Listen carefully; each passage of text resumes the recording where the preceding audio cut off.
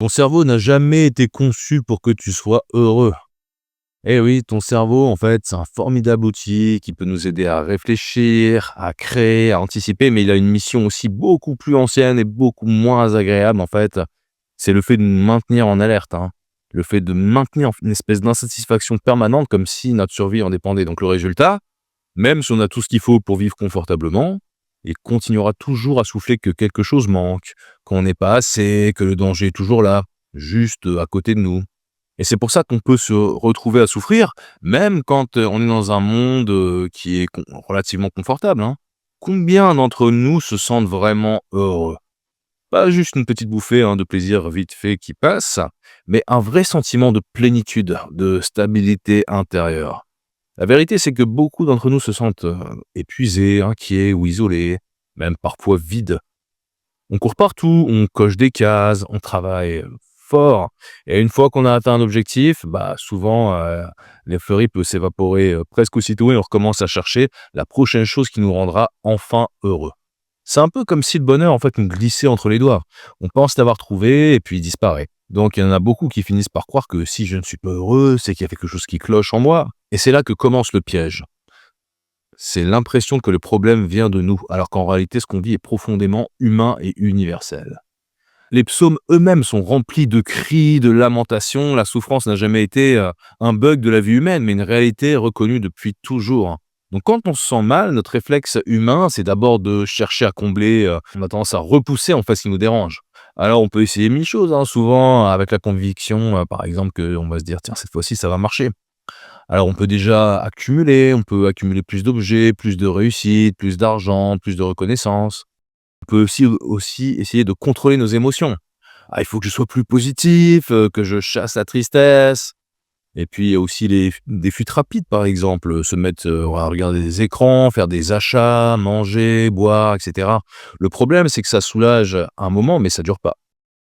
En fait, au contraire, ça a plutôt tendance à nous enfermer, dans une boucle, en fait, qui est de plus en plus serrée. On peut même prendre la religion parfois, comme ça, en fait, parce que la religion peut être utilisée comme une fuite.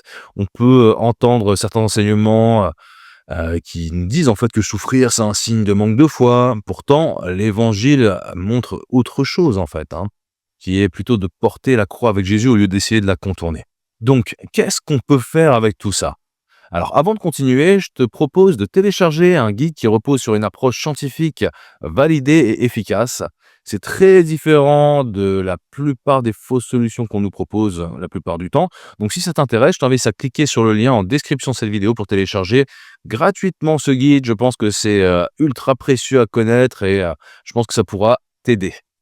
Donc, avant de voir qu'est-ce qu'on peut faire avec ça, il faut comprendre que le vrai problème, c'est pas en fait, qu'on souffre, mais c'est plutôt la façon dont on essaie d'éliminer la souffrance. On croit souvent que le bonheur, c'est l'absence de douleur, mais c'est complètement faux. Parce que, par exemple, si on prend le fait d'aimer, plus on aime, par exemple, plus on s'expose à de la tristesse, au manque, à de la peur. Donc, la douleur est en fait le prix de ce qui compte. Donc, la vraie question, c'est plutôt comment vivre une vie pleine et porteuse de sens, même quand la douleur est là. Jésus lui-même n'a jamais promis une vie sans douleur, mais il a promis sa présence. Le bonheur chrétien, ce n'est pas l'absence de croix, c'est la certitude que Dieu marche avec nous même dans la vallée de l'ombre et de la mort. Alors pourquoi est-ce que c'est si difficile? Parce que notre cerveau n'a jamais été conçu pour du bonheur durable en fait. Pendant des milliers d'années, il a appris à anticiper le danger, à chercher l'acceptation du groupe, à vouloir toujours plus. En fait, c'est un vieux logiciel qui nous pousse encore aujourd'hui à l'anxiété, à la comparaison, à une légère ou une forte insatisfaction permanente. Donc on peut ajouter à ça en plus les mythes modernes du bonheur qui nous gâchent, comme le bonheur est notre état naturel, être heureux c'est ressentir du plaisir, si je ne suis pas heureux c'est que j'ai un problème, mais bon, tout ça est faux et ça fait vraiment l'inverse, ça nous aide pas du tout. Tout ça est faux. Qu'est-ce qu'on peut faire avec ces émotions difficiles? En fait, les émotions, c'est comme des vagues, en fait. On n'a pas besoin de les contrôler pour avancer. Ce qu'on peut faire, c'est déjà remarquer, en fait, que l'émotion est là, par exemple. On peut déjà juste noter l'émotion. On n'a pas besoin de l'apprécier, de vouloir qu'elle soit là ou trouver que ce soit juste qu'on l'ait, etc. Mais juste, on peut dire, tiens, voilà, par exemple, c'est l'anxiété. Ok. Ah, ok. L'anxiété, là, on peut sentir en fait que l'émotion ne prend pas toute la place en fait, qu'on a aussi un corps, on peut ressentir nos corps, on peut ressentir aussi, on peut regarder aussi ce qu'il y a autour de nous.